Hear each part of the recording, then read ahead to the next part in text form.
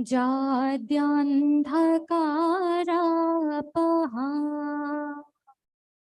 हस्ते स्वातिकमालिकं विदधति पद्मासने संस्थिता वन्दे तं परमेश्वरी Bhagwati बुद्धिप्रदां शारदाम्. Thank you. Thank you so much.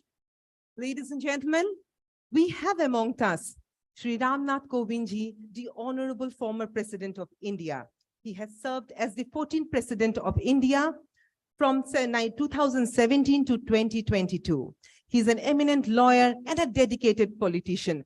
Prior to his presidency, he served as the 26th governor of Bihar and a member of the Rajya Sabha. He made a niche for himself as a practicing lawyer at the Delhi High Court and the Supreme Court of India. As the Honorable President of India, he initiated several reforms and has received the highest state honors from 6 countries: Madagascar, Equatorial Guinea, Eswatini, Croatia, Bolivia, and the Republic of Guinea. I would like to request Professor Suranjan Das, sir, Honorable President AIU, to kindly felicitate our honored guest. I would like to request Sri Mahbubul Haq, sir, Honorable Chancellor USTM, to also present, sir, with token of memento.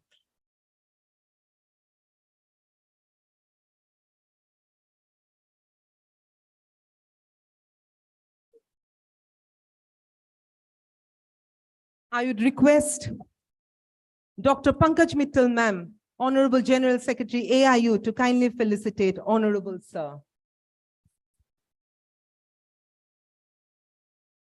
Honorable Sir, our staff from I Can, I Will Academy for Divyangan would like to take this opportunity to felicitate Honorable Sri Ramnath Kovind, sir, the Honorable former President of India.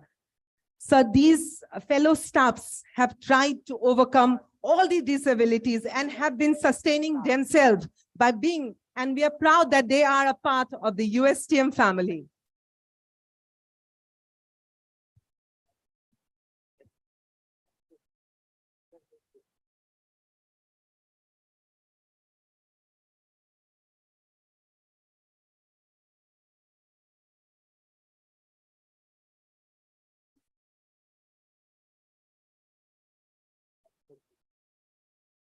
We would like to request Sri Mahbubul Haq, sir, and Professor G.D. Sharma, sir, to kindly felicitate Dr. Bibek Debroy, sir, Honorable Chairman, Economics Advisor to the Economic Advisor Council to the Honorable Prime Minister of India, an alumnus of Ramakrishna Mission School, Narendrapur, Presidency College, Kolkata, Delhi School of Economics and Trinity College, Cambridge.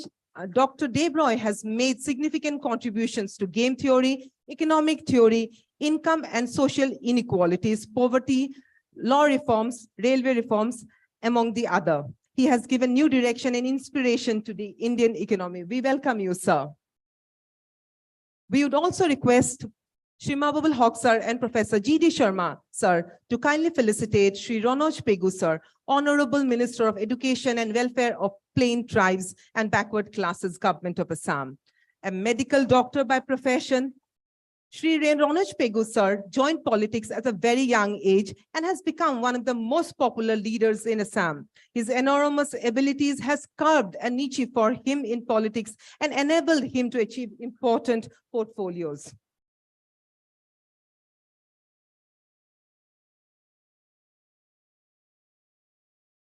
We would request Sri Mahbubul Haq, sir, Professor G.D. Sharma, sir, and Dr. Pankaj Mittal, ma'am, to kindly felicitate Sri Chandra Mohan Patwari, sir, the Honorable Minister of Environment and Forest, Active Policy Affairs and Welfare of Minority Departments, Government of Assam.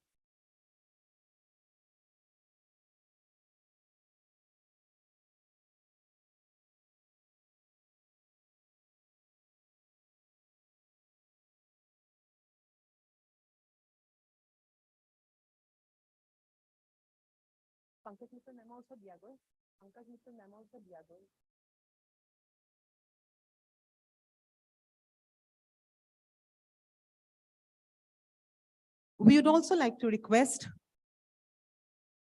Shrima Babul Haq sir and Professor G.D. Sharma sir to kindly felicitate Professor Suranjan Das sir, Honorable President AIU and Honorable Vice Chancellor Jadavpur University, Kolkata.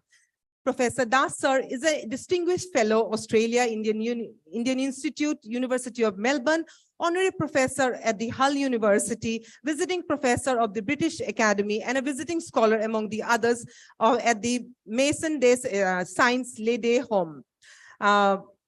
The University of Mexico. Also, he is the president of the Modern Indian section of the Indian History Congress and the general president. He was the general president of the Punjab History Congress for the 2014 session. Sorry. We'd also request Shrima Babul Haq sir and Professor G.D. Sharma sir to kindly felicitate our own Dr. Pankaj Mittal ma'am, the Honorable Principal, the General Secretary General of Association of Indian Universities, an eminent academic administrator and Chief Commissioner Guides of the Bharat Scouts and Guides. Dr. Mittal ma'am received various awards and honored, including Fulbright Nehru Scholarship, grant for the Educational Administrator, President of India Award for Digital Initiative in Higher Education, Honorary Delete from Karnataka State Women's University, Bijapur, first Padma Shri Subhashini Devi Award, amongst other. Welcome, ma'am. I would like to request now Dr. Pankaj Mittal ma'am to kindly felicitate Shrima Babul Haq sir, Honorable Chancellor, USTM, on behalf of AIU.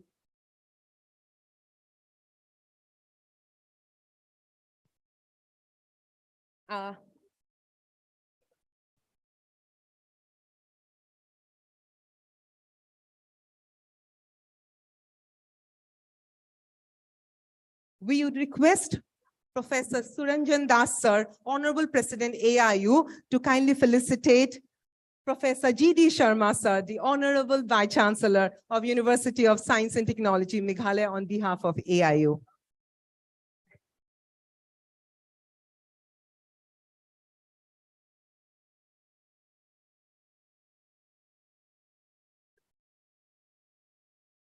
Ladies and gentlemen, now the welcome address by Shrima Babul Haq sir, Honorable Chancellor, USTM.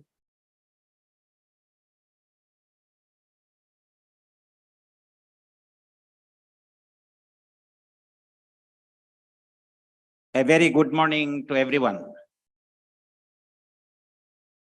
Honorable former President of India, Shri Ramnath Kovindji, Dr. Vivek Debroy sir, Padma Shri Dr. Vivek Debroy sir, Chairman, Economic Advisory Council to Prime Minister of India, esteemed Minister from the state of Assam, Dr. Ranuj Peku sir, Shri Chandramohan Patwari ji, Vice Chancellor, Honorable Vice Chancellor of Jadavpur University, and also the President of Association of Indian University, Professor Suranjan Das sir, Secretary General of AIU, Professor Pankaj Mittal Madam, all the esteemed Vice Chancellors from central, state, and private universities of our country sitting across the dais, distinguished guests from various institutions representing organizations, our faculty members, administration from Assam and Meghalaya who are sitting across the dais, and most importantly, dear students and media friends. I am really emotional. You are all consider it. It's becoming a habit of this very small university. We have our just 8th batch of students passed out, but it's becoming a habit to host events. Recently, in last 1 year, we have organized All India Political Science Conference, All India Sociology Conference, and many people asking questions that this kind of activities are happening at USTM and many dignitaries coming. So by nature, I am a selfish man to always think to give the exposure to our students and faculty. Likewise, you have seen most of the faculty members are engaged in an escort and you are accompanying. Probably it is the rarest opportunity for our even faculty members. And you see that today, if I consider you are extra to this campus, I feel that my plants in this campus need more carbon dioxide.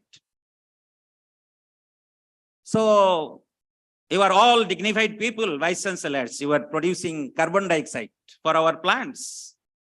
And I am very much greedy to see that my plants are becoming more greener. And because of your Pododuli, this university's land will be more fertile. Still, we realize the visit of late Dr. APJ Abdul Kalam in this campus.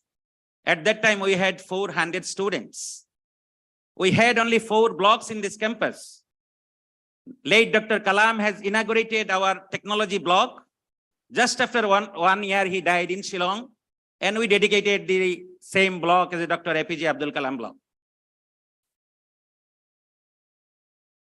All the esteemed vice chancellors today as an audience, Sri Ramnath Kovindji, in last November, he came here to attend a function, and this is his second visit within 3-4 months in this campus. And I am very much hopeful that Ramnath Kovindji will visit again this campus. And I am very much personally impressed by his gesture. Dr. Kalam came here, and we had a small bamboo house we have constructed on the top of the hill. And we organized at that time, we invited nearly 500 college principals. It was a college principals conclave. But more than 10,000 children were attending when they came to know that he's coming in this campus. In the morning, I have seen all the children are available in this campus. So he first addressed the children, and then he addressed the principals for which purpose he came here.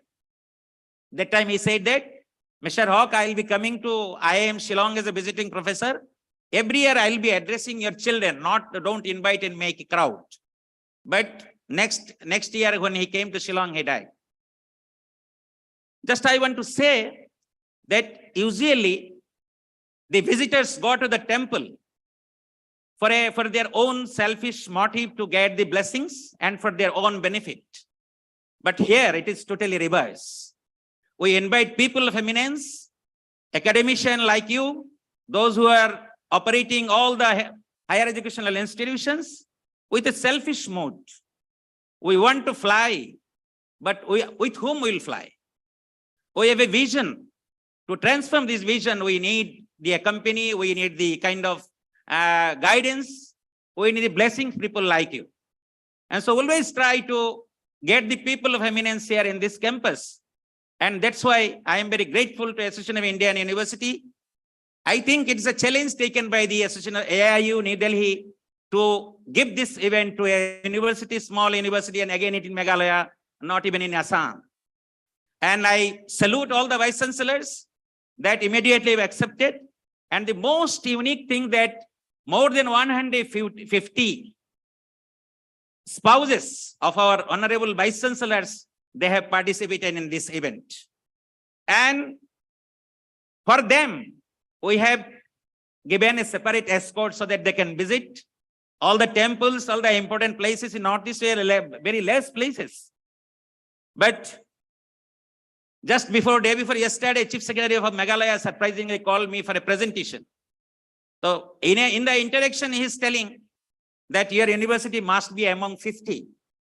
I said, sir, when this kind of things are there, we got the A grade in the first cycle of assessment, but becoming among 50, there must be some legacy. Because it is not the work one or work, but some legacies also matters. So immediately he has given the instance of Amity University. I think Vice Chancellor of Amity University is here. Well, they are among 50. Well, sir, they have completed nearly 30 years probably. I salute the Amity University. And also I told him, sir, it was not in my mind that I am visioning only and following the footsteps of Amity University. But we have dedicated 3 roads in this campus as a Oxford Road, Cambridge Road, and Stanford Road in this campus. If you visit the other side, you will see. Nobody was understanding why this Oxford Road, Cambridge Road. So we want to give the vision to our students, our faculty members. There is a road we have dedicated, is a Nobel laureate road. So we are following all the universities working in our country, and they are doing excellent, like Manipal and all these things. We started our journey with the Manipal Study Center in Guwahati near Rental House. Today we have this university. I hope all the Vice Chancellors who have visited, you will be giving your support, your guidance, your expertise. It is our experience that many Vice Chancellors, when they are working in the government system, they are unable to deliver for various reasons. But if you have any such kind of innovative idea, we are a completely open house. We inculcate the idea, we inculcate the spirit, and we want to fly. Without flying, within a short time, we cannot reach Delhi. Look at it, Delhi bahut dur hota hai. Delhi dur hota hai, it is how your approach is. You are reaching to Delhi by walking, or by car, or by train, or by flight. If you are flying with flight, then it is a 2 hours journey from Guwahati to Delhi. So we want to fly. This is the team of USTM, we always vision. And for that, it is only that we must follow the footsteps of the people of eminence, Institute of Excellence, and all the people who have contributed their time for the academic excellence. I welcome all of you again. I must be grateful to AIU for giving this program, but it should not be the last. So, हमारा दाढ़ी सफेद होने से पहले मैं तो ये request करता हूँ AIU को कि मुझे और एक AIU का प्रोग्राम दे दे, तो इस प्रोग्राम में जो गलती होगा नेक्स्ट वाले में मैं सुधार दूंगा. तो इसलिए ये मेरा रिक्वेस्ट है AIU अथॉरिटी को.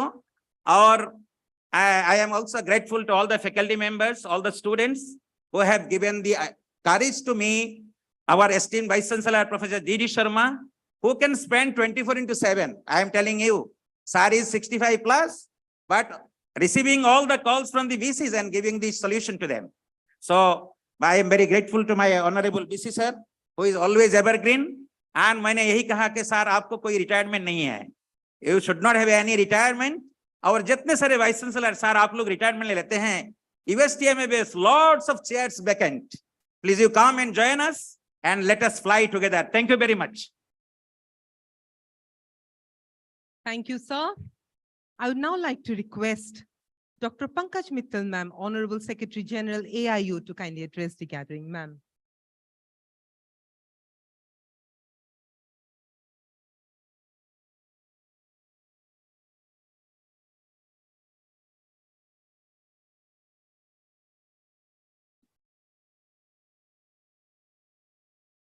The former President of India, Honorable Shri Ramnath Kovind ji, Honorable Chairman of the Economic Advisory Council to the Prime Minister, Shri Vivek Debroy ji, Honorable Minister of Education, Government of Assam, Dr. Ranoj Pegu ji, Honorable Minister of Environment and Forest, Shri Chandramohan Patwani ji, Honorable President of AIU and the Vice Chancellor of Jadavpur University, Professor Suranjan Das ji, Honorable Vice President AIU and Vice Chancellor of USTM University, Professor G.D. Sharma ji, respected and I feel the most adorable Chancellor of USTM, Professor Shri Mehbubul Haq ji, distinguished chairpersons and speakers of the technical sessions, representatives of apex bodies and representatives of international bodies, esteemed Vice Chancellors and Directors of universities and institutions of higher education who have come here from far off places, the faculty members and students from USTM, my colleagues from AIU who are present here and the ones who have joined online because today is AIU Foundation Day also, the media persons, ladies and gentlemen, a very good morning to all of you and a very warm and hearty welcome to this lovely city of Meghalaya in this beautiful campus of USTM, and I suppose the largest auditorium of the Northeast. A hearty welcome to all of you.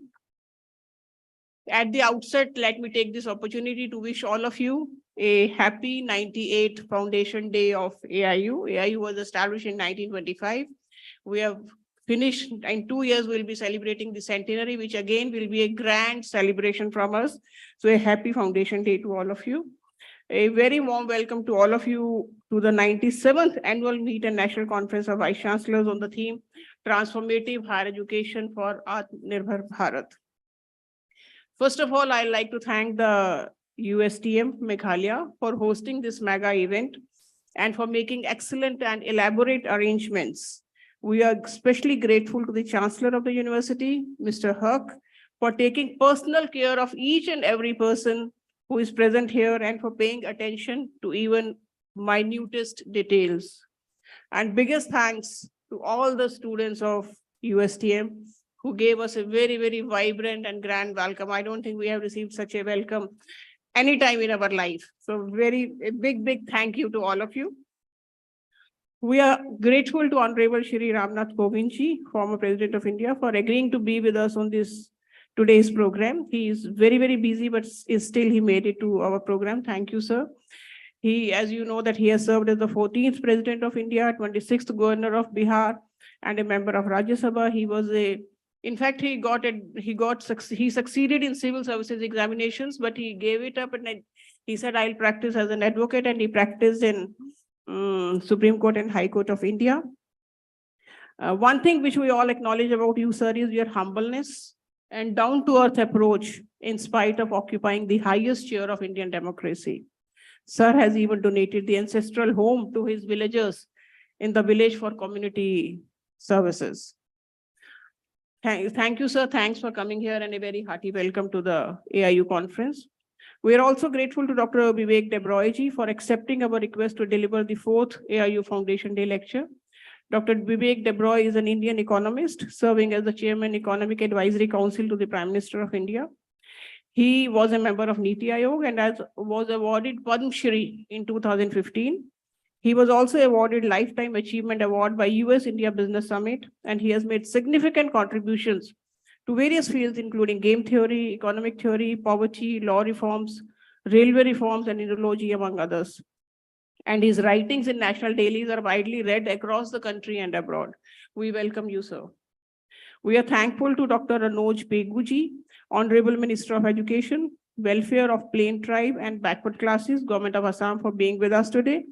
He is a doctor by profession and holds an MBBS degree from Guwahati Medical College. We also welcome the Honorable Minister of Environment and Forest, Shri Chandra Mohan Patwari ji. The theme of the conference today is Transformative Higher Education for Atmanirbhar Bharat, which is an overarching theme of the 5 zonal conferences which we held throughout the year on 5 different issues, which include internationalization for transformative higher education, pedagogies and use of technologies for transformative higher education, curriculum for a holistic and multidisciplinary transformative higher education, research and excellence, and evaluation reforms for transformative higher education. So every year we hold a national conference on a particular theme. The last year's conference was on realizing SDGs through HEIs. Before that, there was on implementing NEP, and then on reimagining Indian universities. So every year we hold an annual conference of vice chancellors, which is widely attended by vice chancellors all over the country on different themes, which are very, very important for the country in this sphere of higher education. A little bit about AIU. So AIU was established in 1925, and it is the largest association of the world, second oldest and the largest association of the world, with a membership base of 936 universities. And these 936 universities include 46 central universities, 377 state universities, 118 deemed universities, 322 state private universities, 58 institutions of national importance, which includes IITs, NITs, and ISAs. And we have 15 associate members who are the international universities. And we engage with the universities in a number of ways, with the students, with the teachers, with the vice chancellors. We are doing the youth affairs programs for the universities at the national, international, and zonal level. Last year we started the AIU Moot Court, and this year this was held at Sister Nivedita University. This time we also held the first AIU Women Youth Parliament, which was held at Dr. Hari Singh Gour Central University in Sagar. In sports, we are holding 128 championships every year. And the feather in our cap is the Khelo India University Games. This is the 3rd game which will be held this year in Lucknow. And before that, it was held in Jain University and Keet University. And all the Khelo India University Games are inaugurated by our Honorable Prime Minister of India. We are also fortunate to be holding for the first time again the first Asian University Games, which will be volleyball in Keet, and first World University Games shooting in Manav Rachna University. And sir, you will be happy to know that 44 Olympians in the Tokyo Olympics went from the university sector. The AIU is vested with the powers for equivalence of foreign degrees, and recently the government has also given us the power to equate the school boards. Indian school boards equivalence is also being done by the AIU. AIU is now completely computerized. For example, AIU equivalence portal is totally computerized. You can apply online and get the certificate online. Some of the recent initiatives, 2-3, sir, in very short time, I will say, we have just established an Indian network of international higher education, in which we call it, in which we are trying to help the universities to promote internationalization, because internationalization is getting a big flip in the national education policy. So we have made this network to help the universities who have the intent to do internationalization, but they don't know how to do it, whom to approach, how to start. So this network we have established. We have also established a AIU collaboration portal, in which the universities are giving the areas in which they want to collaborate, so that a foreign university or the Indian university, when they want to collaborate, they can go to the AIU collaboration portal and see that in which area, which university is very good. We are also doing AIU consultancy services to help the universities in various areas, whether it is NAC, NIRF, SDG implementation, NEP implementation, university industry interaction, internationalization. So this is what we are doing. And one more thing which we have done very recently is the AADCs, which is the Academic and Administrative Development Centers, where these centers are established in 10 universities to impart capacity building training to the teachers for the use of technology in teaching, learning, in examinations, and in the governance of the universities. We do a lot of research work, and a lot of publications are there, many books and publications there. More I'll be sharing in the AIU business session. To assess the NEP 2020 implementation, we had recently, just last week, called a meeting of all the state councils of higher education. I think Dr. Suranjan Das will be sharing more about that with you. And about this conference, there will be 6 sessions.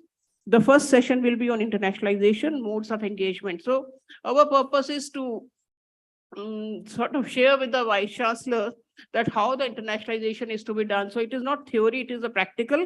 Like there will be a session on experience of hosting international students on campus. So a university which has hosted a lot of international students, they'll be sharing their experience at how they host and what are the problems which are encountered and how they can be solved. There will be a session on modes of sustainable partnerships. Partnerships are there, but they are not sustainable. So how to have sustainable partnerships? How to establish the Office of Global Affairs. The NEP has given a lot of importance on establishing an international students office, but many universities don't know how to establish that office, how big it should be, what work it should be doing. So an experience from somebody on how to establish an Office of Global Affairs, on the role of internationalization in building world-class universities, that how does internationalization help in building the world-class universities. Then there will be a session on promotion of Indian languages, that is how to do the content development, book writing and translation in Indian languages. There will be a session on minimum government, maximum governance. What does it mean for the universities? So this is a very interesting session, that what does this phrase minimum government, maximum governance, what does it mean for the universities? We'll be talking about the ideal mode for Hacky, that what should be the ideal mode for Hacky. We'll be also talking about something which is very much talked about today's in today's time, that is ranking and rating differential harmony. Why there's a difference in ranking and rating. Then autonomy, what are the issues and what are the concerns. There'll also be a technical session on reforms for holistic education, where we'll be talking about outcome-based learning, integrating skills with higher education, and innovative assessment and evaluation techniques, that how to employ new types of assessment and evaluation skills to evaluate the students, so that we are not testing the rote learning, but the understanding and the application-oriented the knowledge of the student. There'll be sessions on creating an ecosystem for research and excellence, in which we'll be talking about national and international collaborations for boosting research. We'll be talking about ways to create research ecosystem on the campus. And we'll also be talking about the innovative methods and skills for impactful and socially relevant research. Because research mostly is done for gaining the citations and say H-index, but how to have a research which is socially relevant and impactful, which is important for the society. And the last session will be on future of education, learning and workplace, because we know that the future of education is totally changing. In times to come, we'll be having a totally different education sphere with us. And therefore, we'll be talking about how AI-based personalized teaching learning models can be there in a big class. How can we do the personalized teaching learning depending upon the level of each student? So how can AI-based models be there? We'll be talking about the changing role of teachers as facilitators, that how the future teachers will be, how the teaching will be done in the classroom, how the teachers will be working as facilitators. And we'll also be discussing about the preparing the students for the future jobs, because the future jobs are going to be quite different from the one which we are having today. So how to prepare the students for the future job. So these will be the, and in the end, we'll be having the annual general meeting, which will be only for the vice chancellors for attending, and valedictory session in which the Honorable Governor of Assam would be inaugurating the valedictory session. And I hope that the positive deliberation which come out with good recommendations will be very fruitful, and we will be sharing them with the Government of India and with the regulatory bodies and the vice chancellors of all the universities. So I suppose they will be very helpful. I wish the conference a lot of success. Thank you very much. Thanks and welcome once again to this conference. Thank you. Thank you, ma'am. We would now like to request Dr. Ranoj Pegu, sir, Honorable Minister of Education, Government of Assam, to kindly address the gathering. Sir.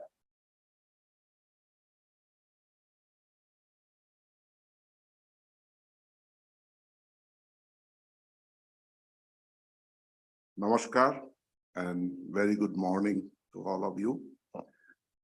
Honorable former President of India, Ramnath Kovind ji, Honorable Chairman of the Economic Advisory Council to Honorable Prime Minister, Government of India, Dr. Bibek Debroy, Honorable Professor Suranjan Das, President of AIU, Honorable my colleague Minister Chandra Mohan Patwari Dangoria,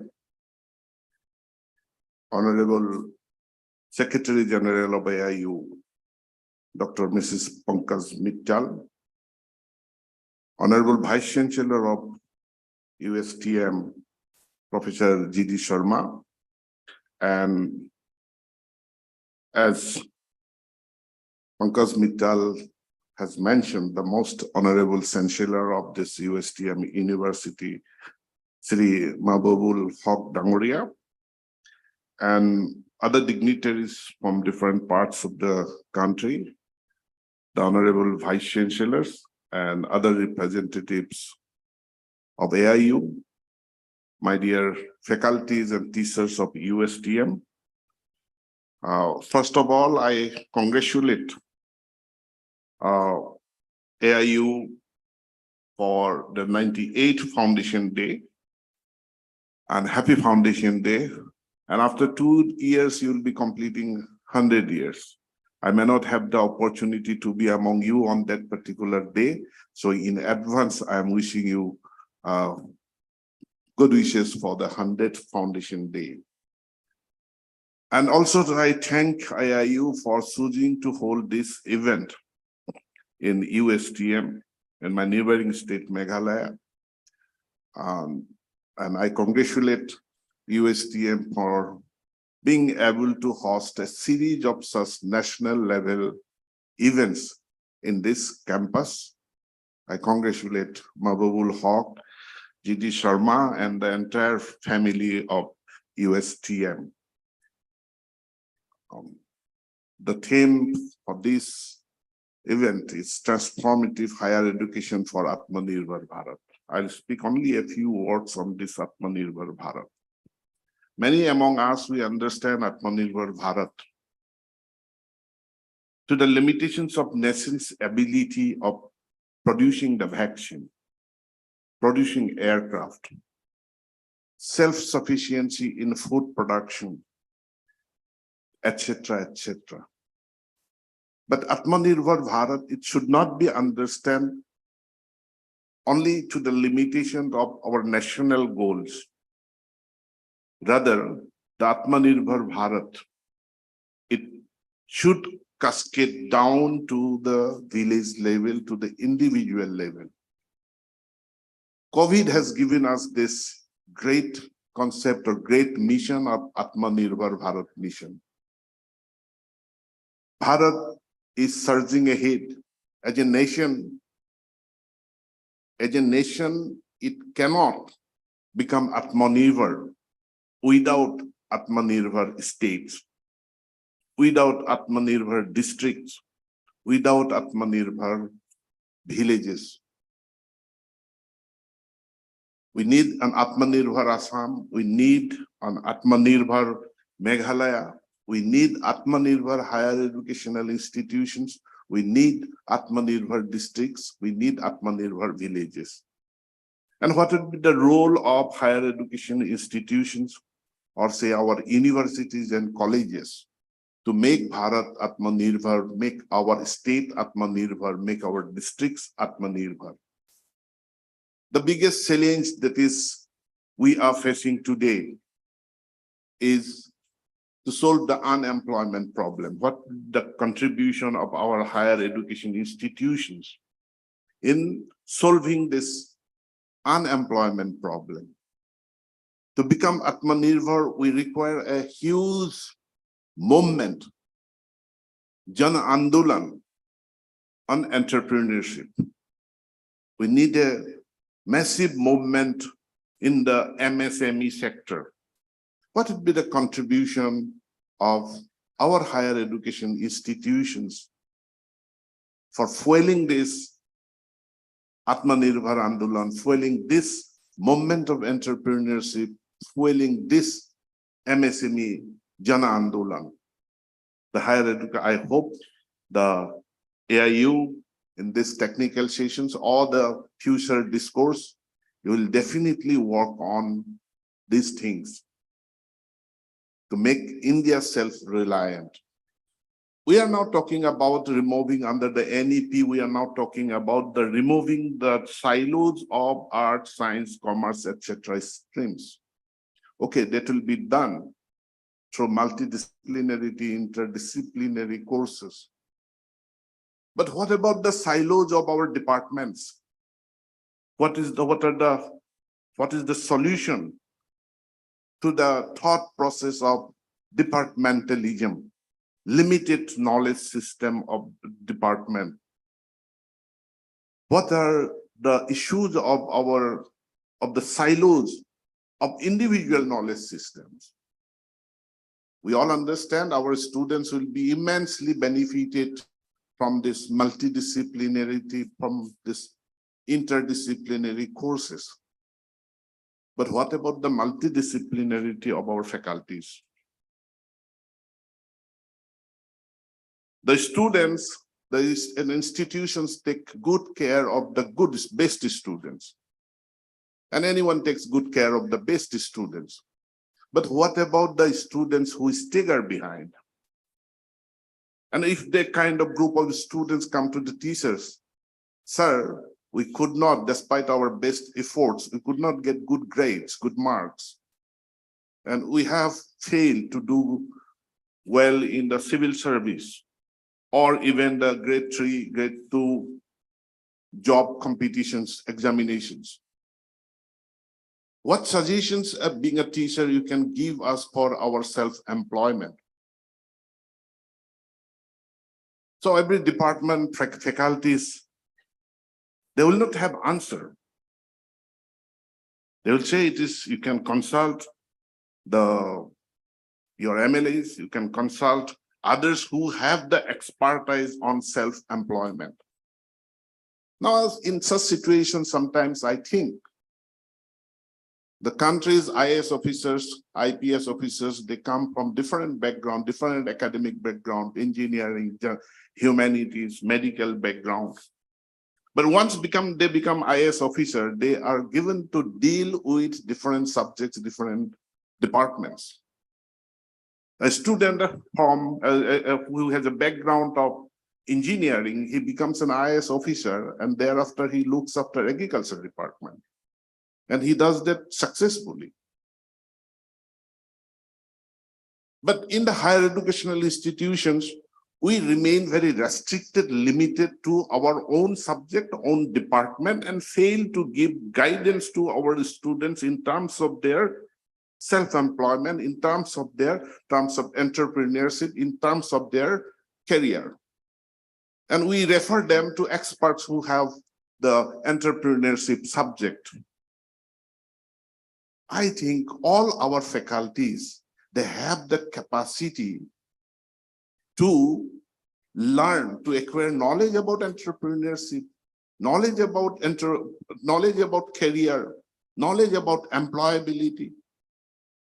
And they can, once if they inculcate their own talent, and if all the higher educational institutions, they form an entrepreneurship cell and discuss it thoroughly about entrepreneurship and walk out program for the nation as a whole to lead this mass movement Jan Andolan of entrepreneurship, then we can guide millions and millions of our students who will not make it to the civil service, who will not make it to the engineering, medical, or IT sector, white-collar professions, but who will be back to the job, back to the sector which provides the largest employment.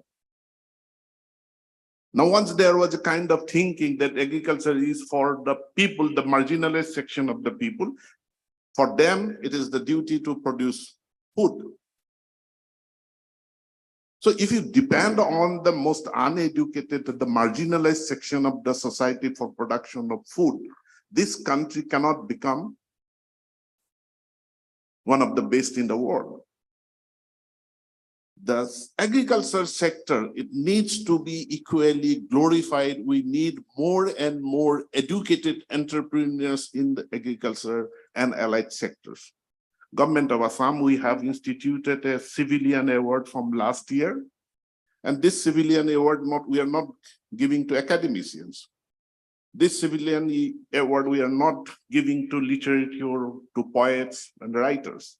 This we are giving to only those entrepreneurs who are contributing to as a whole development of the state, in terms of giving employment, in terms of food production, in terms of self-reliance. A person who produces 1 lakh egg every morning, 1 lakh egg every morning, no matter what is his degree, no matter what is his academic qualification, but he produces 1 lakh egg every morning, and we have chosen him to confer the highest civilian award.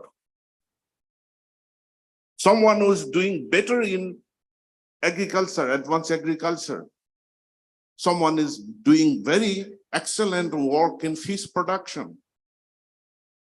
We have chosen him or her to confer the civilian award. So unless we create a situation where the dignity of labor, dignity of the sector, when the sectors like agriculture, etc., are glorified, then only I think our educated youths will come forward for self-employment. The biggest challenge of higher education institutions. Yesterday also I was talking in a session that higher educational institutions, we are producing, we are giving degrees, we are producing degree holders, certificate holders, but are all of them employable? What is in terms of employability? What is the result? How many of them are getting employed? Employed by others or self-employed? Every educational institute, higher educational institutions should do an audit. Audit of employability, audit of placement. If you are producing a politician, record it. If you are producing a businessman, record it. Let that be audited. If you are producing employees for big IT companies, audit it and come out with a report card. Come out with a report card that this number of students have been given placement or employment. Second, we need to create employer.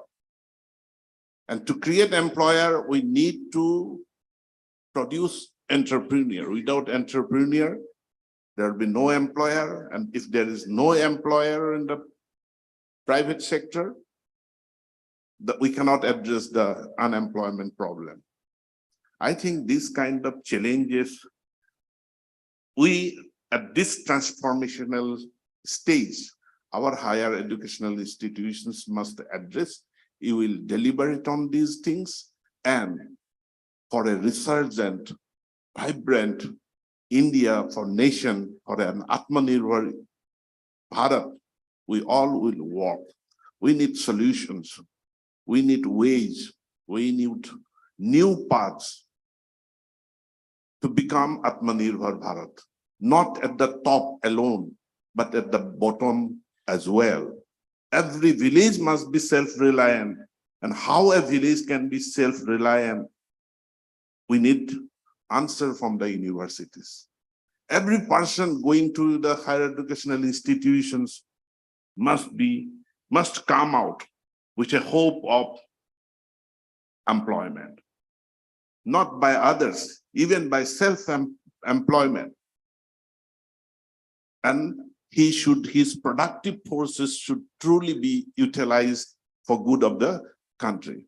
I think if in that direction, if we at this transformative age, centering around Atmanirbhar Bharat, if we all deliberate on, we'll have on the basis of the NEP, we'll have a beautiful, successful, workable agenda for the future. With these words, I welcome you all again to Meghalaya and Assam. Thank you very much. Have a good day.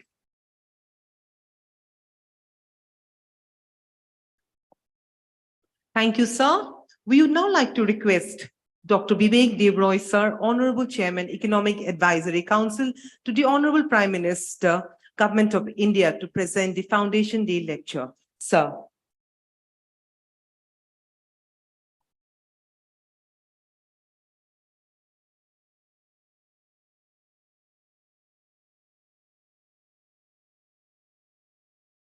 Shri Ramnath Kovind ji, Honorable former President of India, Dr. Pegu, the Honorable Minister of Education, Government of Assam, Chandrakant Patwari ji, the Honorable Minister for Forests and Environment, Government of Assam, Professor Suranjan Das, President of the AIU and Vice Chancellor of Jadavpur University,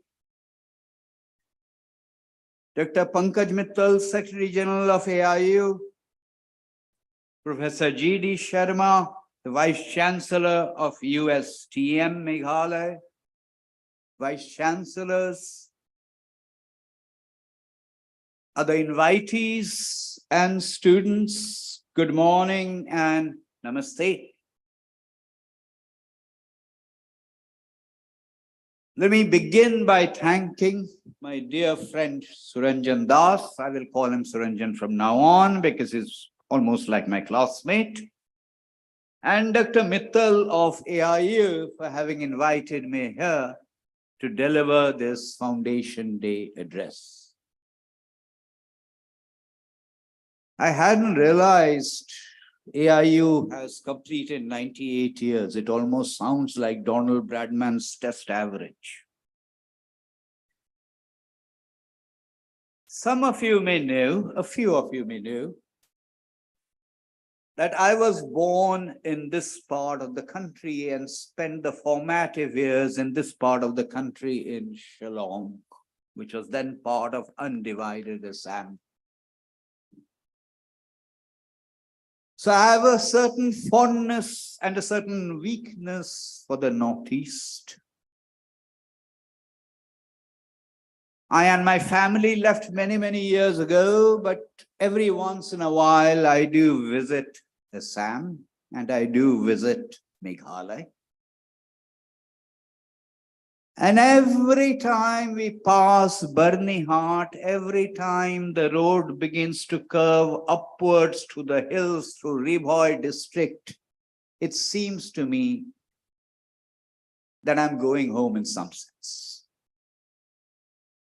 I said, as the road curves towards the hills through Ribhoi district, in the past, I have turned to the right. I have not turned sufficiently to the right. And Mahbubul Haq ji, this is my first visit to USTM. As I said, I did not turn sufficiently right. Mahbubul Haq ji, no doubt you know that you share your name with a very famous Pakistani economist named Mahbubul Haq. Mahbubul Haq did a lot to measure human development, particularly to the UN. I hope after my visit to USTM, what will happen is this particular Mahbubul Haq will not measure human development, but do something to improve it in this particular region. Many, many years ago, I used to work in the university system. Today, I'm an outsider. I have nothing directly to do with the university system. So any remarks that I make are those of an outsider and treat it no more than that. The Economic Advisory Council to the Prime Minister also indirectly is concerned with higher education, not directly. And hence again, whatever I'm going to say are in the nature of my personal remarks and bulleted thoughts. They should not be interpreted as a profound piece of policy advice that the Economic Advisory Council has delivered to the Prime Minister. India is a young country. Of course it is. India will not remain a young country forever. India will also age beyond 2035. India is going through what economists and development policy experts call demographic transition, which results in a temporary bulge in the young population. In every country in the world, whenever there has been this demographic transition, whenever the percentage of the young people in the population has gone up, that has led to a demographic dividend, which means a certain increment to GDP growth, a certain increment to productivity. In many countries in the world, that increment to GDP growth has been of the order of 2.5%. In India, it has been of the order of 1.5%. So to state the obvious, in India, we have not benefited as much from the demographic dividend as we ought to have. As we set out the template for Amrit Kaal, as we think of the next 25 years, it is therefore important to ask the question about what must be done to ensure that we do not miss that window of opportunity, and what must the higher education system do. Whether you tap the demographic dividend or not is a function of whether that young population and the population in general has access to health outcomes and educational outcomes. In the not too distant past, like many countries in the world, India was also exposed to a completely exogenous crisis thrust upon us in the form of the COVID pandemic. And compared to the dire prognosis that was articulated by many people in the West, we have done remarkably well in terms of handling that pandemic. Whether it is in mortality terms, whether it is in terms of vaccination terms, or in terms of recovery from the effects of the pandemic. That's on the health side. But here we are assembled today to talk not about health, we are here to talk about education.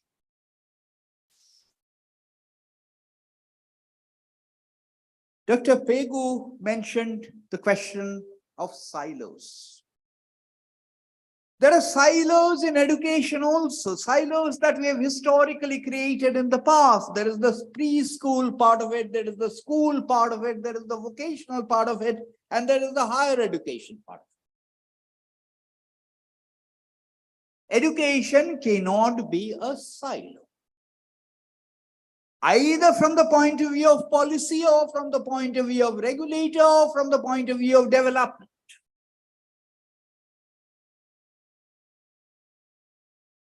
Much of what happens to a child is actually determined often at the prenatal state, while the child is still in the womb. Much of what that student does when he or she enrolls in a course of higher education is determined by what he or she was taught in kindergarten. And what have we been taught in kindergarten as a student? You shall not question why. You will never ask why. The teacher is right. The textbook is right. The examination system is right. So we do not allow the student to ask questions. And then we expect that student to go out and compete in the wide world, where from day one, the student in Western educational systems is allowed to question. There is also the question of skills, mentioned by Dr. Pegu. There is a correlation between skills and educational development, but it's not an automatic correlation.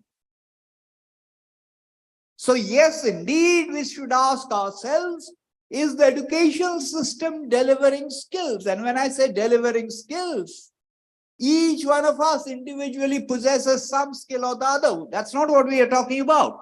What we are talking about is skills as delivered and valued by the market. And certainly it is the case that in general, the educational system, and this is the point I will come back to, has not quite delivered the skills. I don't know what the exact figures are now.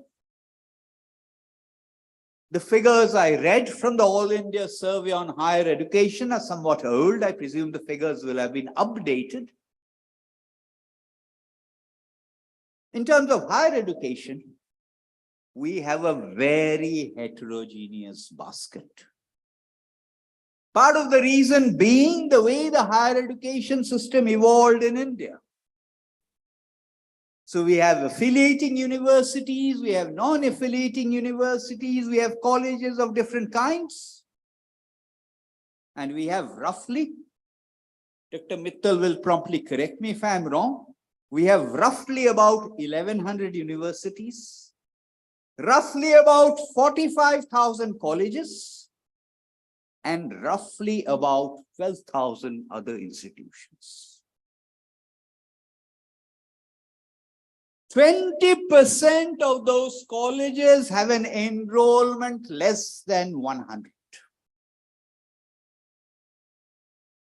62% of those colleges have enrollment less than 500. 3,500 have enrollment less than 50. Whatever be the number, there must be a certain benchmark level of enrollment that is necessary for an institution of higher education to be viable. Perhaps it's 3,000. That's not the point I'm making. That is for you to decide. The point I'm making is, we talk about the National Education Policy 2020, and you will talk about it. Perhaps because it's a government document, it does not mention exit. It mentions exit for students exiting from one program to another, but I'm not talking about that. What I'm talking about is the fact that the National Education Policy 2020 is about liberalization, is about competition, which is desirable because competition imparts efficiency. Competition is beneficial to the consumer, in this particular case, the student. But the point I'm making is, and I did not see a technical session on this, perhaps because it is undiplomatic. Many of these institutions of higher education will have to close down, full stop. It has happened in every sector. It is bound to happen in this sector. So we need to think of an exit policy for institutions of higher education, an exit policy for the faculty, an exit policy for the infrastructure. Yes, you might say, gross and more enrollment ratios in higher education have gone up, as they should. I think they're about 27% now, if it is the 18 to 23 age group. Yes, if I make comparisons with countries in East Asia, the gross enrollment ratio in higher education should be higher. Perhaps it should be 50%, but even if one does that, many of these institutions, existing institutions, will be unviable. I don't know how many of you know, the rate of population growth in India is actually slowing down. It's about 0.8%. There has been a reduction in the absolute number of children in the 0 to 15 age group, not percentage.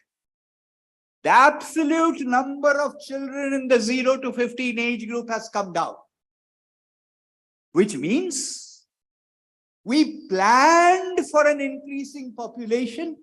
We now have to plan for a reduced population, not only for schools, and many states have rationalized dysfunctional schools. We will also have to plan for a rationalization of existing institutions of higher education. The next point I want to touch on is, because this is about globalization, indirectly or directly, it's also about the world rankings. I'm not going to get into the Times Higher Education and the QS. The fact of the matter is, our institutions of higher education do not do that well. Yes, there will be the Indian Institute of Science, Bangalore. Yes, there will be Tata Institute of Fundamental Research. There will be some IITs, and therefore there will also be some universities, including Jadavpur.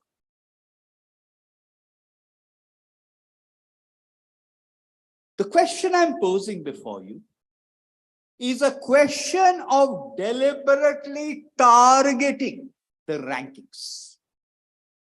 Because the rankings are based on certain variables. Some of it is about infrastructure, but some of it is about overseas faculty. Some of it is about overseas students. I'm not going to mention China because China has all kinds of different things, but there was a deliberate targeting by a country like Singapore to deliberately address the variables that figure in those rankings with a deliberate intention to improve the rankings. So amongst other things, in conformity with the indicators used in these rankings, the incentive structure for faculty members was initially publication in refereed journals, but then it moved to citations. The next point I want to make is about regulation. Of course, we need regulation. The issue is not that. The issue is, what is the content of that regulation? And quite often people complain about excessive strangleholds on the part of government in terms of that regulation. Typically, government reacts, or even parliament reacts, in terms of tight regulation whenever that self-regulation is lacking. Education, including higher education, is a sector where there is a complete asymmetry of information between the provider, whom you represent, and to the person who's demanding it, the students and the parents. I think a substantive content of that regulation will have to be in terms of dissemination of information. What are the qualifications of faculty, their CVs, publication records, citation records, placements, indeed revenue and expenditure. And I think on all of this today, there is not a sufficient amount of transparency. Which takes me to another issue, and that issue is that of the private universities or the private sector in higher education, and USTM represents one of those. The public versus private debate is an old one. It's not a debate that happens only in India, it happens in other countries in the world, except that in India, governments, union and state, they are starved for both fiscal resources and administrative and governance capacity. And therefore, every economist will argue that the externalities, the positive externalities, are greater for primary education. And since there are opportunity costs of resources, the government's limited resources are best spent on school education rather than higher education. There is, of course, the more important question of the form that public funding takes. I was born in Shillong, but I am a Bengali. At the turn of the 20th century, there was a famous, Ranjan, I'm not very sure whether I should call him a chemist, whether I should call him an entrepreneur. He was all of that and more, and this was Acharya Prafulla Chandra Ray, who studied at the University of Edinburgh. And I read his autobiography, if my recollection serves me right. It was in 3 volumes. It was called Life and Experience of a Bengali Chemist. When I read it many years ago, I was struck by one particular incident. And Acharya Prafulla Chandra Ray describes almost a cultural shock he faced when he went to the University of Edinburgh. The University of Edinburgh had no student fees. There were no tuition fees. You attended a lecture. If you are happy with the lecture as you walked out, you left on that desk whatever you thought the lecture was worth. And the salaries of the lecturers came from that.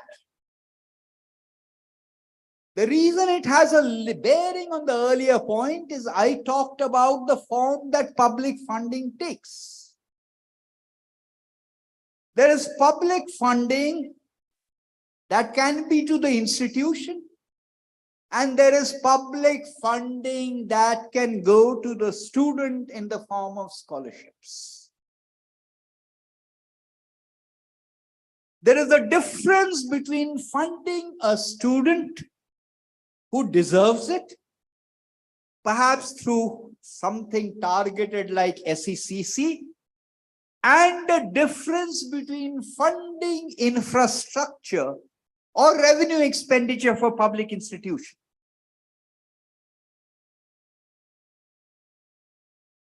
I told you I was born in Shillong, spent the first years of my schooling in Shillong. Since then, the reason I'm here today is because my education was funded throughout by scholarships, some of which was government at different levels. And Suranjan also is a beneficiary of some of those scholarships. Hence, there is an issue, given that fiscal resources from the government are going to be scarce. There is an issue of generating alternative funds, whether it is the corporate sector, whether it is alumni, because fundamentally that the higher fees will come from the professional courses. And every institution of higher education has to do a little bit of cross-subsidization for courses that would otherwise not be viable, and also has to develop, in addition to what I said about the government, its own system of scholarships and its own system of financial aid for students. I'm now turning towards what I think is my most provocative statement.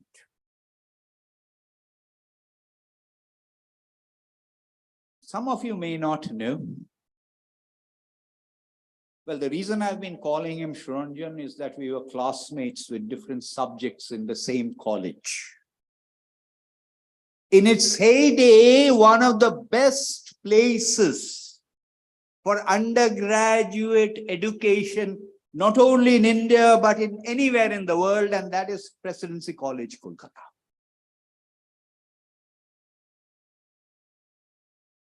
I have been a teacher for the bulk of my life.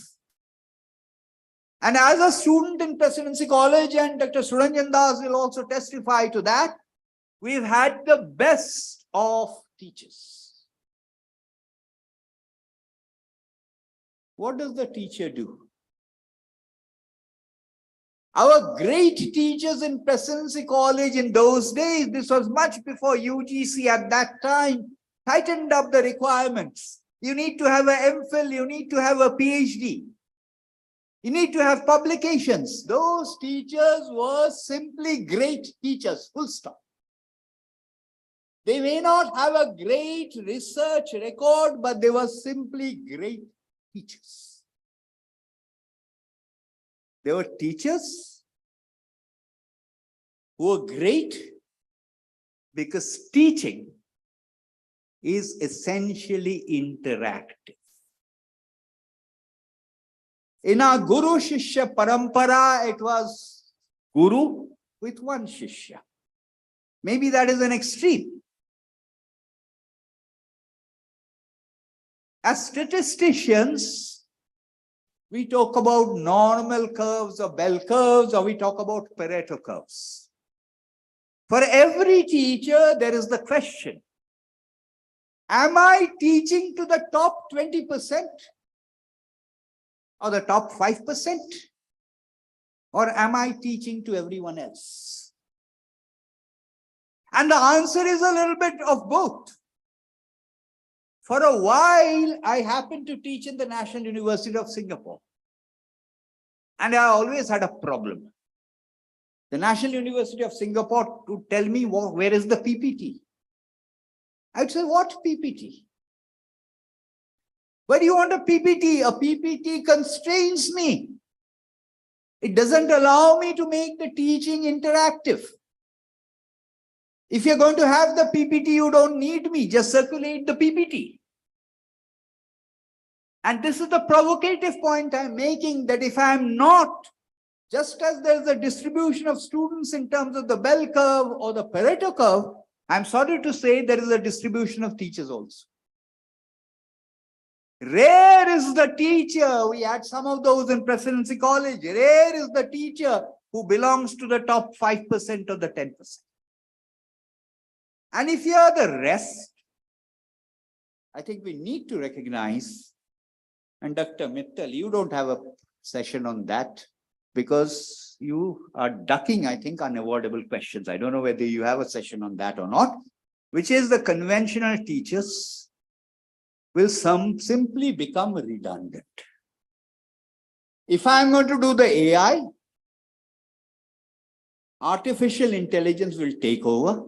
If I do not, as a teacher, exercise my human intelligence, artificial intelligence will come along and will say, we don't need this kind of teaching. There will be digital tools, there will be digital universities, there will be digital gurus. If AI is doing Shakespeare, if AI is being used in jurisprudence, it will happen for teachers also. Many teachers, I'm not talking about the ones here, they are exceptions. They recycle notes year after year. And of course, there is a question of an examination system also. I was a professor at the Indian Institute of Foreign Trade. I wanted to introduce a system of open book exams.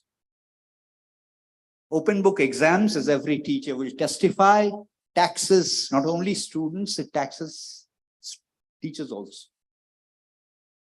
And guess what? The greatest opposition came from the faculty members. So not only are we talking about an exit policy for institutions of higher education, we are also talking about an exit policy for teachers. Teachers who do not adapt. And there are the silos. A different kind of silo. If you think of Boston, Boston is an educational center because not only are there famous institutions of higher education, there they collaborate with each other. There are research collaborations with industry. You think of Delhi. I have the liberty to speak about Delhi because I live there. Not a single university talks to another one. Well, NEP permits that, but as of today, they don't talk to each other. The research institutes don't talk to each other. In the cause of transforming India, that kind of silo must also end. There is no reason on earth why Meghalaya should not become a center for education and higher education in this part of the country. I see the beginnings of it now. The motto of AIU puzzled me a little bit. Sanghat sanjayate sandhihi. Both words being used in extremely specialized senses. So there is the sanghat, and of course there is the sandhihi. Sandhi also means a cusp. We are at a cusp. And I congratulate USTM and AIU for having organized this manthan, this churn, because we need to figure out that Sandhi at this cusp. Sandhi is also the cusp from one era to another. We began with Saraswati Vandana. This is about Saraswati Vandana. We sang the national anthem. Jayatu Bharatan, Jayatu Bharati. Thank you, sir. We would now like to request Professor Suranjan Das, Honorable President AIU and Honorable Vice Chancellor Jadavpur University, Kolkata, to kindly present his address, sir. Honorable former President of India, Ramnath Kovindji, Honorable Minister of Education of Assam, Ranoj Peguji, Honorable Minister of Environment, Government of Assam, Patwadiji, Honorable Prime Minister's Economic Advisory Council Chairman, Vivek Debroy, who has been a friend of mine since a wonderful presidency days and whose Foundation Day lecture was most incisive and instructive.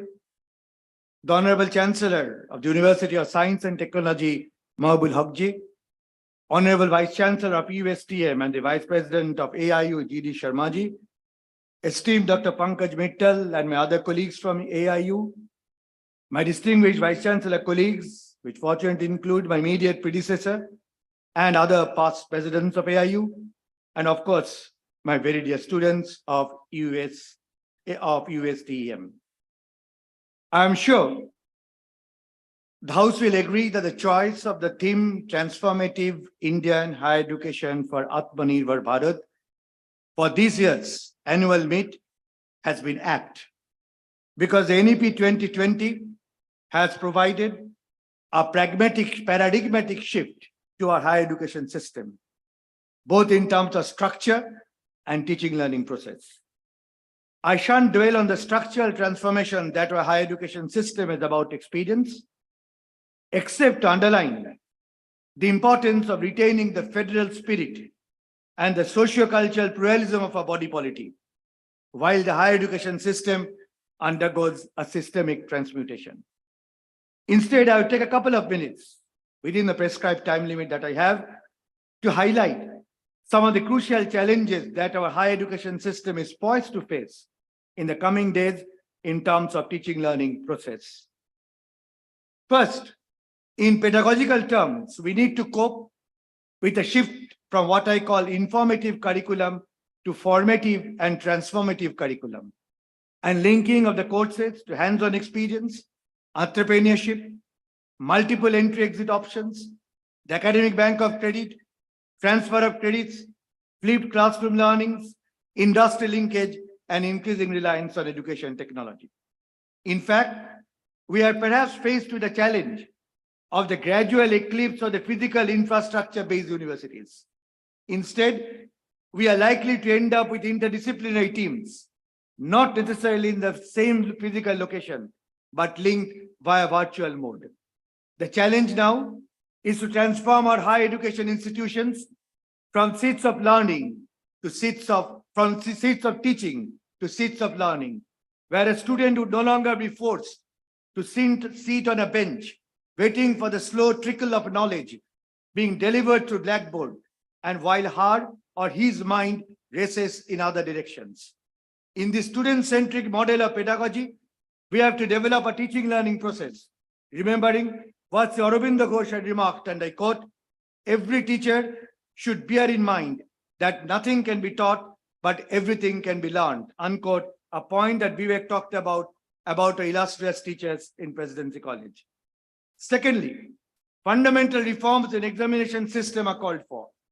We have to make teaching, learning, and assessment non-dissoluble components and eradicate examinations as a cause of fear and tensions for students. We need to adopt a continuous evaluation process incorporating both scholastic and non-scholastic aspects of education based on what I call a participatory mode of evaluation.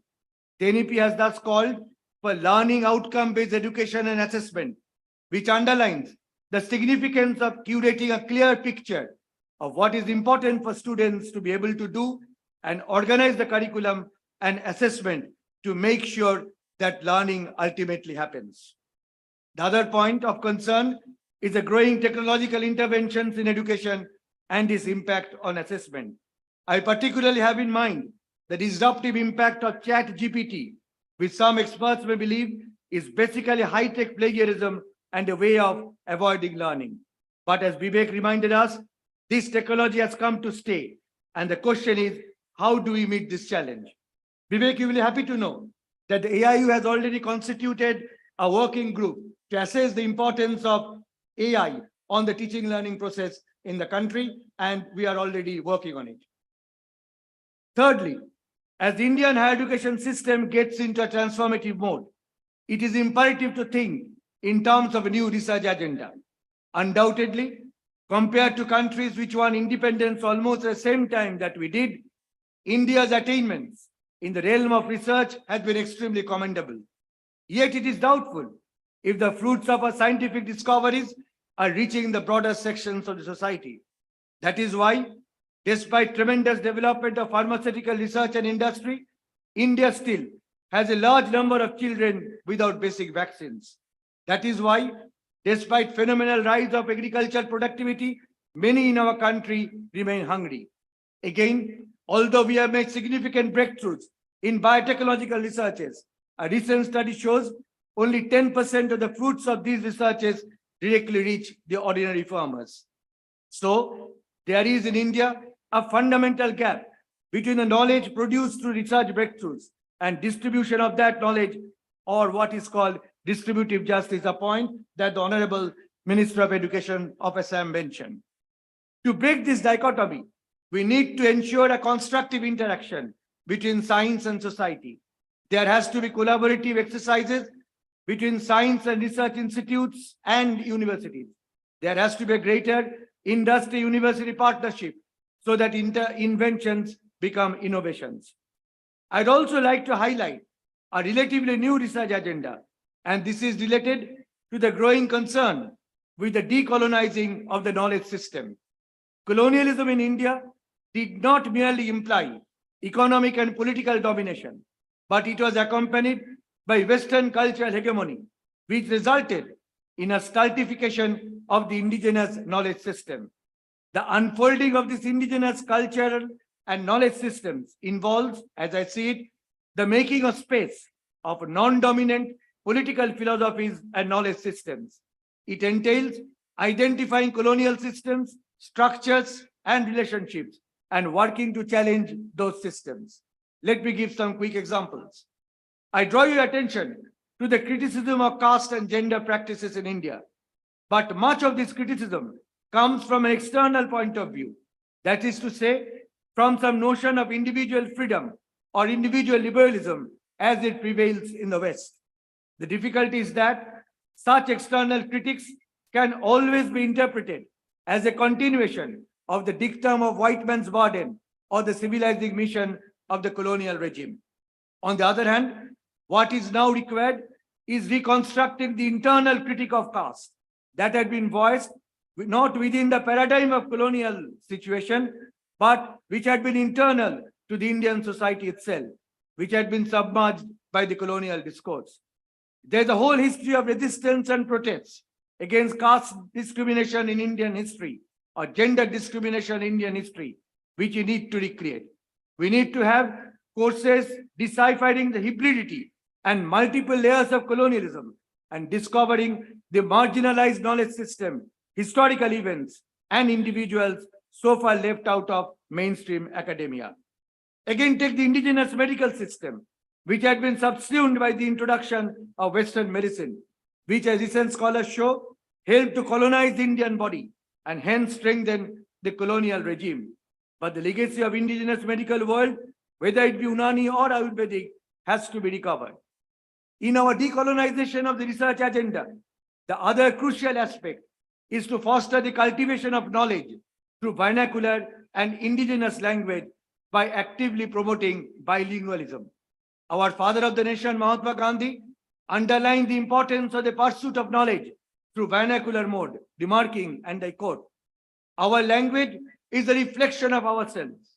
And if you tell me that our languages are too poor to express the best thought, then I say that the sooner we are wiped out of existence, the better of us," unquote. Echoing Gandhiji's critique of the blind imitation of the West, Gurudev Rabindranath Tagore also wrote, and I quote, "We in India must make up our minds that we cannot borrow other people's history, that if we stifle our own, we are committing suicide. When you borrow things that do not belong to your life, they only serve to crush your life," unquote. Nevertheless, I would like to assert that decolonization cannot simply mean archaism or a complete return to what existed before colonialism in the realm of education. But we need to deconstruct the knowledge that had been transmitted through the prism of colonialism, based on the methodology of learning to know and learning to think, taking a clue from the famous book, Pedagogy of the Oppressed, and other writers of the global south. I am sure our universities have the capacity to undertake this task. And Vivek, I mentioned yesterday, we had the very good news that Jawaharlal Nehru University has been able to break the traditional Western domination in the QS world ranking subject-wise. And the Vice Chancellor of Jawaharlal Nehru is here. And let me, on behalf of the AIU, congratulate her as well as her compatriots in the university. And happily, Jadavpur University has also ranked either 1 or 2 amongst all the state universities in the country. So we know we have the capacity, but as Vivek rightly pointed out, that how we utilize these rankings is most important. And we do look forward to persons like Vivek to provide input so that the implications of the ranking can be utilized in a way that India's higher education system gains a new momentum. Finally, there is a challenge of the internationalization of higher education. Vivek rightly referred to the perspective of globalization. Certainly, India has a great tradition of internationalism in higher education, going back to more than 2000 years. And I refer to the experiments in Takshashila and Nalanda. But today, when we discuss internationalization of higher education, we deliberate in a changed international context, resulting from globalization and inclusion of education as a service sector in the GATS regime. However, we need to be aware that internationalization does not necessarily entail physical campuses of foreign universities in India, but there is also what is now called the transnational education system, where students in India would be able to take advantage of teaching learning process of foreign universities without actually spending the full tenure of a course in that foreign university. This system is being particularly promoted by British universities, and we need to take advantage of it. Yet, when we join the process of internationalization, we have to ensure that competition between national and foreign universities occur on a level playing field. There cannot be a situation where there is one set of laws for foreign providers and another set of laws for Indian institutions. There need not be a situation where the Indian higher education institutions will follow the national curriculum and credit framework, while the foreign universities will follow their own curriculum, which might not be in tandem with the basic goals of the NEP. Internationalization of our higher education needs to be envisaged in the context of a cultural and social pluralism, which had been so excellently showcased this morning by our colleagues and students from the USTM. And as well as we need to visualize internationalism in the perspective of striking a balance between tradition and modernity, and in consonance with Indian value and knowledge system. Surely, through a transformative higher education, our universities should be incubators of ideas and innovations, where the community should be trained to learn, unlearn, and relearn, reminding ourselves of Martha Nussbaum's stress on the university becoming a space for global citizenship, and Derrida's pertinent comment that university, I quote, declares and promises an unlimited commitment to truth, unquote. Not naturally, thinkers from Immanuel Kant to John Henry Newman, William von Humboldt to Rabindranath Tagore and Mahatma Gandhi had distinguished the modern university from its medieval forerunners by envisaging for such a university an autonomous place in relation to the emerging nation state.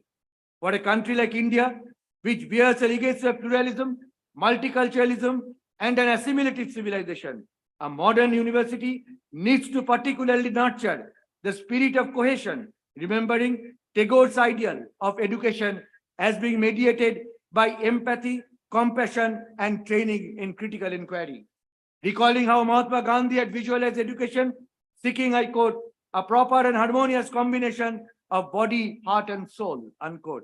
Or Swami Vivekananda's viewing of education, I quote, as the expression of perfection in man, unquote. Or of Sarvepalli Radhakrishnan viewing education, I quote, as initiation into a higher life, unquote. Let me conclude that our higher education can really be in a transformative mode if our higher education institutions can link the knowledge system with the social needs and aspirations and not merely serve a global market-based knowledge economy. Only then our education system can contribute to the contribution of an Atmanirbhar Bharat. And this conference should be a site to deliberate how a transformed higher education can contribute to the process of making India a self-sufficient nation, particularly in a diversified way that our Honorable Education Minister of Assam pointed to, recalling Gurudev Rabindranath Tagore's immortal words, I quote, "We can rouse the best in others by means of the best in ourselves, and this best lies the welfare of both," unquote. Let this quote of Gurudev be the guiding spirit of this particular meet. Thank you very much indeed. Thank you, sir. Honorable dignitaries, the University News, a weekly journal of higher education brought out by the Association of Indian Universities, is the only journal catering to Indian higher education system for the last 93 years. For this Vice-Chancellors meet, AIU has come up with a special edition on transformative higher education for Atmanirbhar Bharat. I would like to invite Dr. S. Rama Devi Pani, the editor of the University News for the last 23 years, to kindly come up on the stage. I would request our chief guests and the dignitaries on the dais to kindly do the honors of releasing the prestigious journal.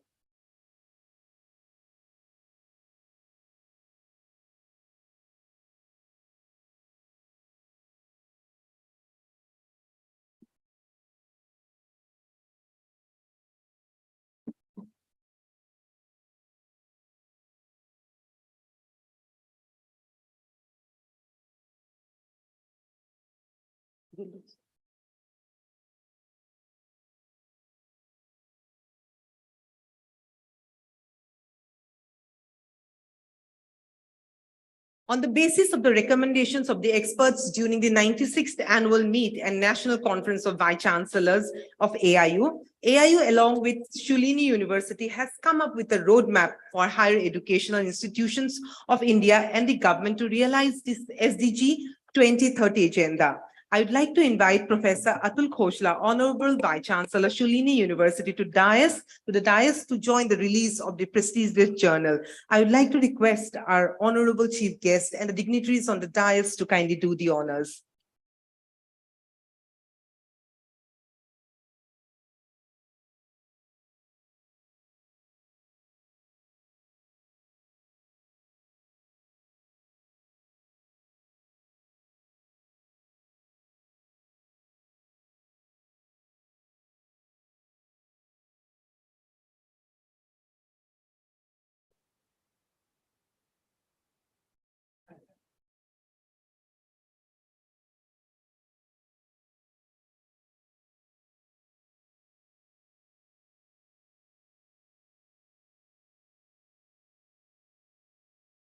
Ladies and gentlemen, the moment for which we all are waiting for, the inaugural address by the chief guest, Sri Ramnath Kovindji, Honorable former President of India. Sir.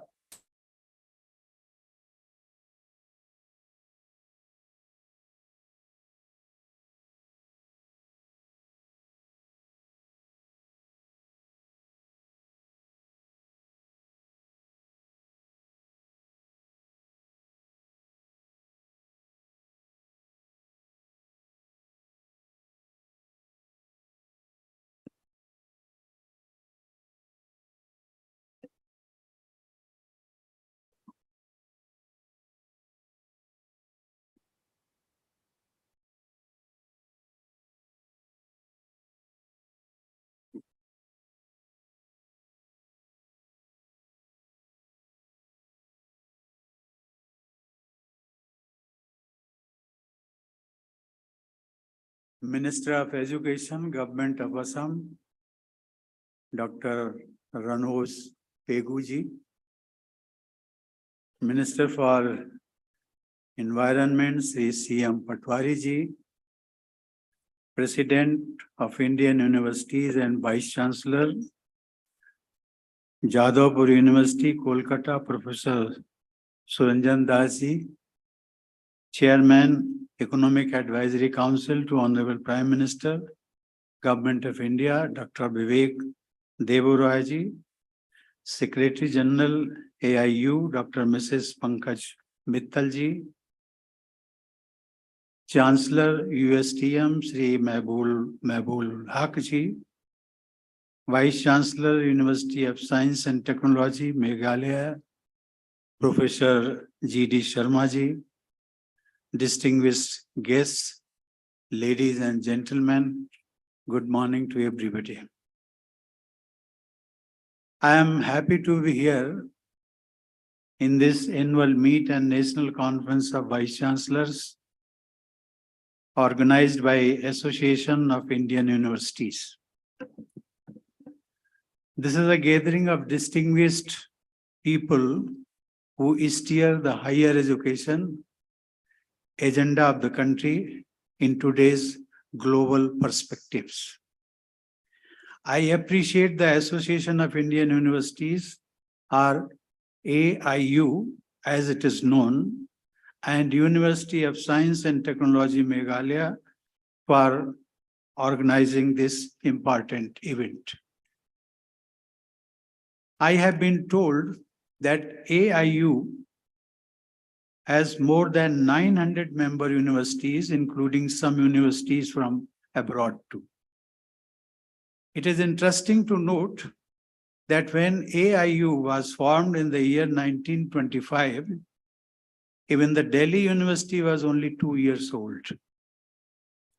The country had a very, very small number of universities, and higher education was out of bounds for most of the people. Even the literacy rate was below 10%, which means that even at the primary level, the number of students was very small. In the early years of AIU, most of the universities were governed by the mindset of producing students who would be loyal to the British Raj and who followed values of the Western world. Even after independence, the inertia of the pre-independence system continued in several forms. It will not be an exaggeration to say that the National Education Policy 2020 is a decisive break from all that is colonial. The explicit emphasis on taking pride in the Indian traditions of learning, Indian languages, and reviving traditional knowledge system is a bold step for revitalizing the genius of India. The theme of this conference, as we all know, transformative higher education for Atmanirbhar Bharat, reflects the spirit of the National Education Policy 2020. I appreciate AIU for choosing this theme, and I am sure that the association is going to be working hard on realizing the vision behind this theme. Ladies and gentlemen, in the past, AIU has been led by some of the illustrious makers of modern India, including two former presidents of India, Dr. Sarvepalli Radhakrishnan and Dr. Zakir Hussain. One of the most eminent proponents of the Indian ethos, the great Dr. Syama Prasad Mukherjee, had also contributed to AIU as its president. My immediate predecessor, Bharat Ratna Sri Pranab Mukherjee, took very keen interest in improving university education. As the governor of Bihar and later as the President of India, I accorded highest priority to education, especially higher education. My being Chancellor of the state universities in Bihar as the governor of the state and later visitor of most of the central universities as the President of India, provided me a direct role in the system of university education. I tried my best. I felt especially happy to see the National Education Policy 2020 take off during my tenure. Ladies and gentlemen, I am happy to note that under the National Education Policy 2020, efforts are being made to encourage education in modern sciences based on Indian values, with the aim to making our economy a knowledge superpower. Creating awareness among students about their duties in the changing world is also a major objective of the new approach to education. Our universities should try to make students capable citizens of the modern global community. There is also a need to give a special emphasis on the importance of public interest, morality, and ethics in the learning systems adopted by the universities. The nationwide efforts in transformation of university education are receiving enthusiastic guidance from the Union Education Ministry as well. Ladies and gentlemen, building a strong and self-reliant India is at the core of our global thinking. Local resources, experiences, and knowledge should be used for attaining the goal of self-reliance. AIU should strive to make university education more useful by strengthening development through research and innovation based on local resources. AIU should also strive towards building a better society through efforts for the upliftment of those who have been left behind in our journey of development. In this context, the pithy statement of the father of the nation, Mahatma Gandhi, is very relevant. Bapu had said, and I quote, if your education is of any importance, its fragrance should spread all around you, unquote. Gandhiji had emphasized on the goal of Sarvodaya.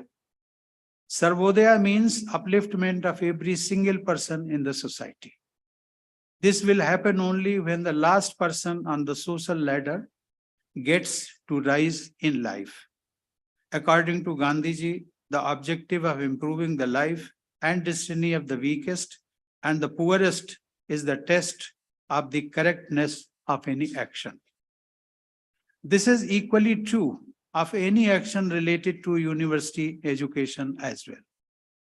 Being at the top of the education pyramid, universities have the greater responsibilities of making India a global knowledge superpower. All the member universities of AIU should set quality benchmarks.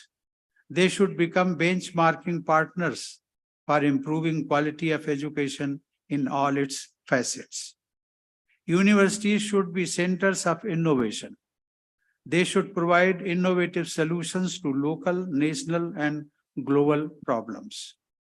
Universities should become partners in achieving the goals of national missions like Skill India, Make in India, and Atmanirbhar Bharat.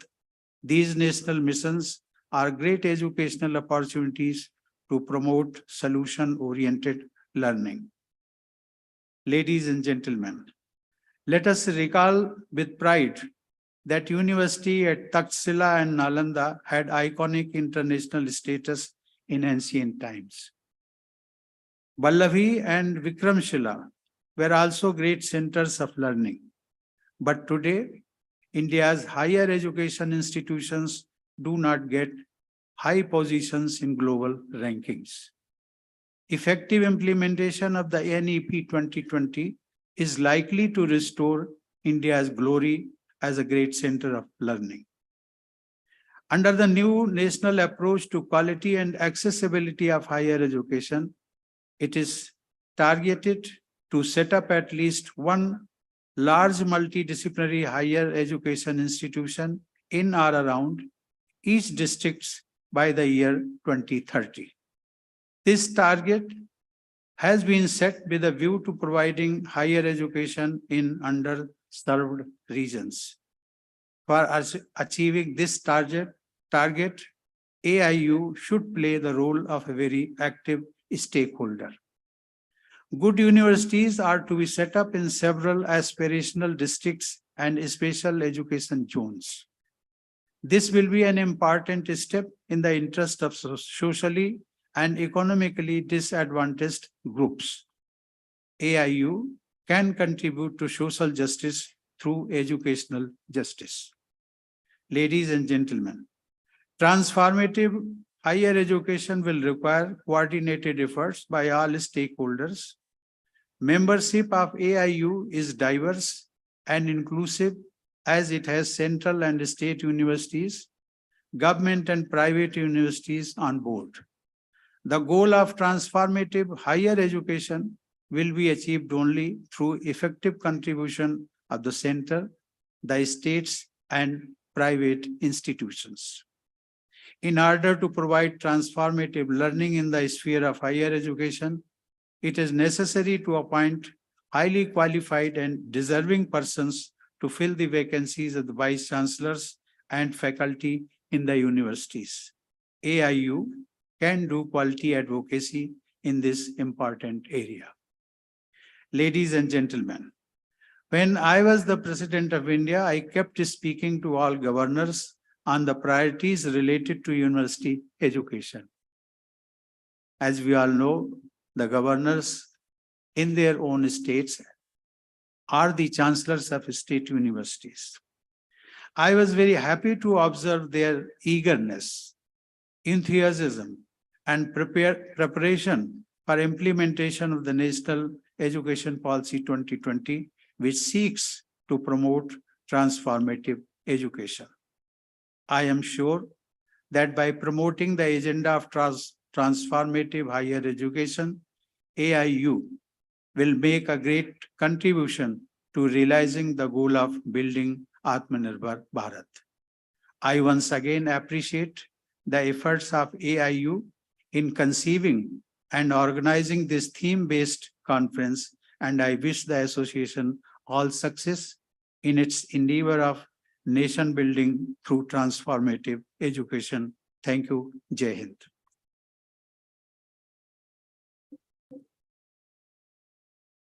Thank you so much, sir. I would now like to invite Professor G.D. Sharma, Honorable Vice Chancellor, USTM, to kindly present the vote of thanks.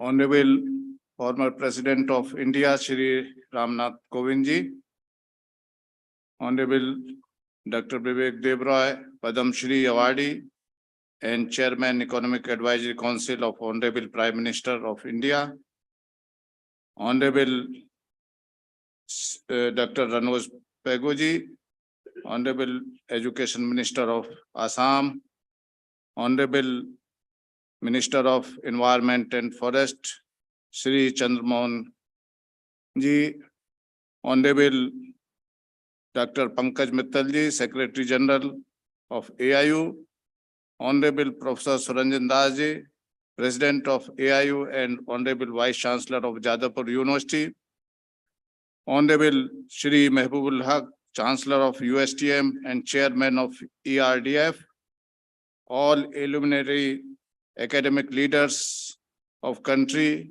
the Honorable Vice Chancellors of various universities from India and abroad, directors, Honorable High Commissioners from Bangladesh and Australia, head of the missions, and also all our guests and honorable faculty members, all our officers, all our respected persons from media, ladies and gentlemen.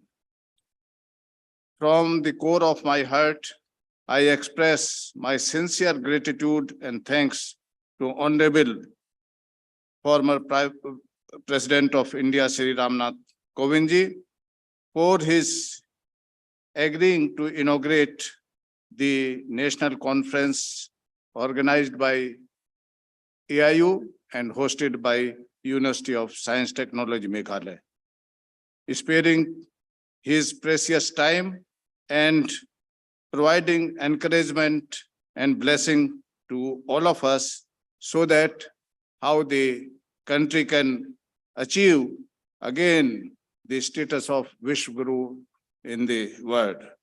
In spite of his very busy schedule, we are really thankful to him that he could give his blessings to all of us.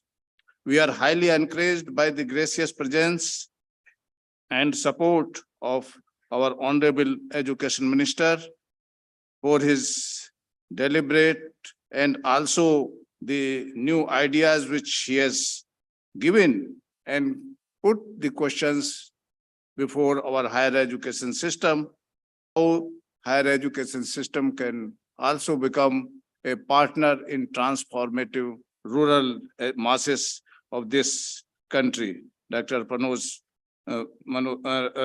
Peguji, and for his agreeing to grace this mega event.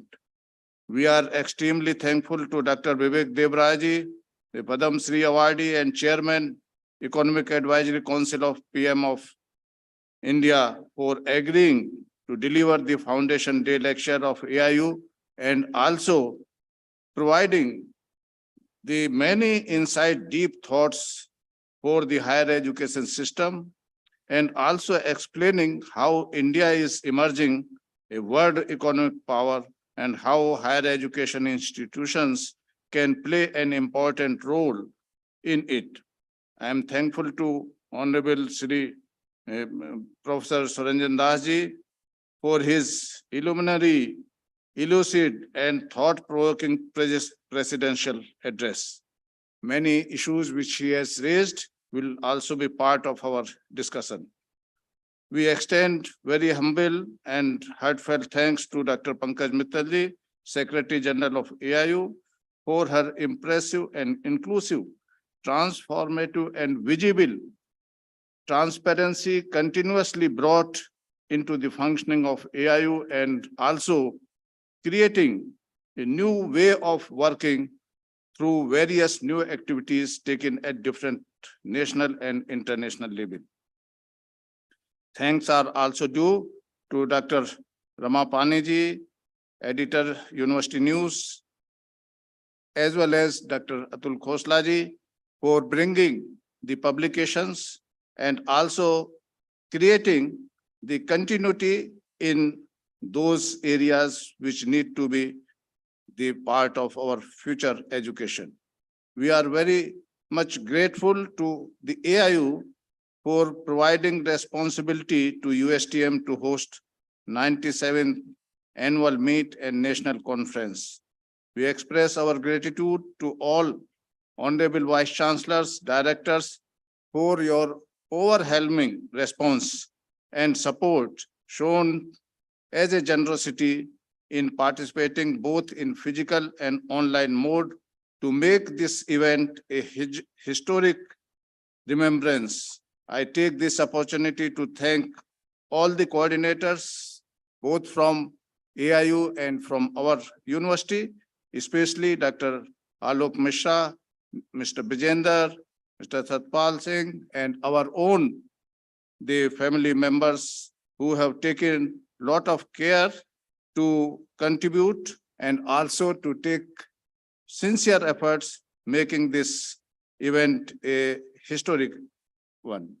I thank all the spouses and also the sponsors of this event, all government officials, faculty members, students and friends who have extended their untiring support in making this mega event a great successful one.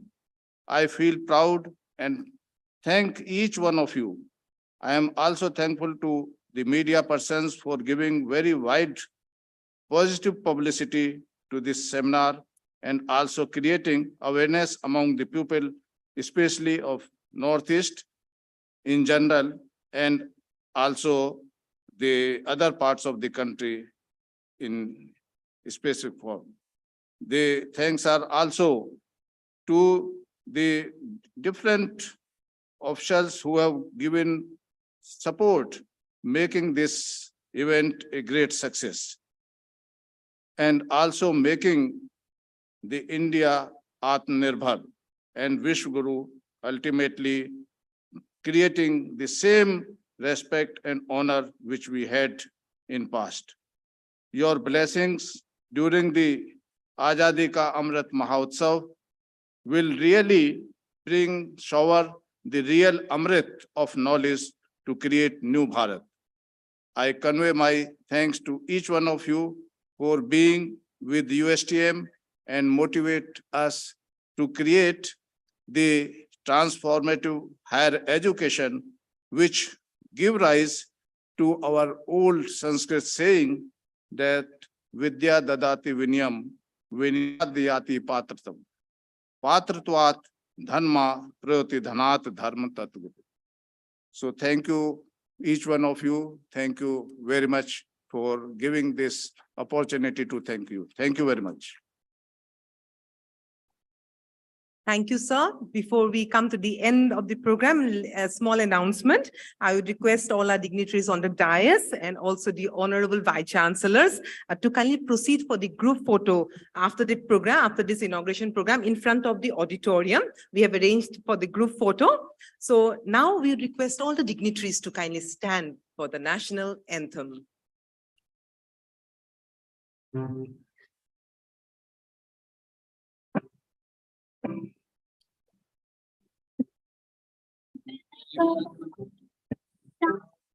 जय हे भारत भाग्य विधाता पंजाब सिंधु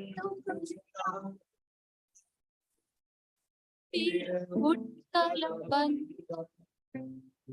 वृंद हिमाचल यमुना उच्चल जलधि तरंगा तव शुभ में जागे तव शुभ आशीष मांगे ताहे तब जय गाथा भारत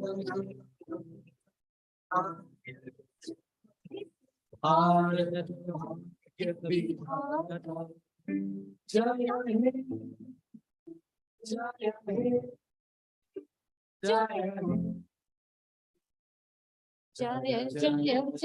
जय हे।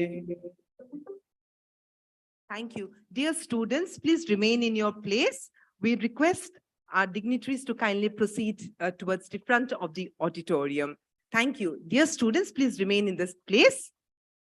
Only Honorable Vice Chancellors, dignitaries on the dais, we request you all to kindly proceed towards the group photograph. Dear Honorable Vice Chancellors, we request all the spouse to kindly remain in the place.